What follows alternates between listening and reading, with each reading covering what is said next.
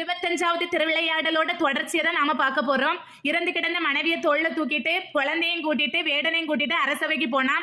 மன்னன்ட்ட நடந்தது எல்லாத்தையும் சொன்னான். குலோத்துங்கனுக்கு இந்த பிரச்சனையை தீர்ப்பதில் குழப்பமா இருந்துச்சு. அப்பந்தான் எம்பெருமான் இறைவன் சிவபெருமானுடைய திருவடியை நினைச்சு பார்க்கறாரு. அங்க ஒரு அசரீதி ஒலித்தது. வைசிய வீதியில் நடக்கக்கூடிய திருமணம் வீட்டுக்கு போய் இதற்கான விடை உனக்கு அங்க கிடைக்கும் அப்படின்னு சொல்லிட்டு 2 பேரும் அங்க போறாங்க. அப்ப 2 உருவங்கள் பேசிக்கொள்வதை மன்னர் பார்க்கறாரு. மாப்பிள்ளையை எப்படியாவது கொல்ல வேண்டும் அப்படின்னு சொல்லிட்டு மாப்பிள்ளையை எப்படி கொள்வது, அது ஒரு சங்கடமான விஷயமாச்சு அப்படின்னு இன்னொரு உருவம் பேசிக்கொண்டது.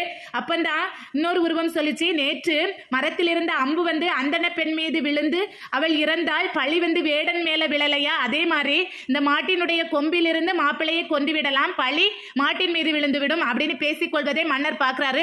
அப்பந்தான் அந்தனர்கிட்ட நடந்ததெல்லாம் சொல்லி புரிய வச்சு அழைச்சிட்டு போய் வேடனுக்கு தேவையான பொருட்களை எல்லாம் கொடுத்து அனுப்பி வைக்கின்றார். அந்தனருக்கும் தேவையான பொருட்களை எல்லாம் கொடுத்து அனுப்பி வைத்தார்.